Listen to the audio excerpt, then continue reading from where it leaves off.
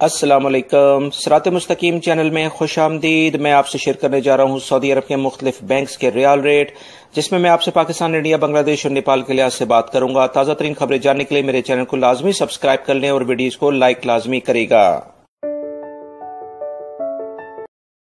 پاکستان کے لحاظ سے انجاز بینک آج ریال ریٹ دے رہا ہے 41.82، انڈیا کے لیے 18.10، بنگلہ دیش کے لیے 22.07 اور نیپال کے لیے 29.28۔ فوری بینک پاکستان کے لیے 42.06، انڈیا کے لیے 18.15، بنگلہ دیش کے لیے 22.12، نیپال کے لیے 29.33۔ فوری بینک پاکستان کے لیے 41.80، انڈیا کے لیے 18.07، بنگلہ دیش کے لیے 22.05 اور نیپال کے لیے 29.21۔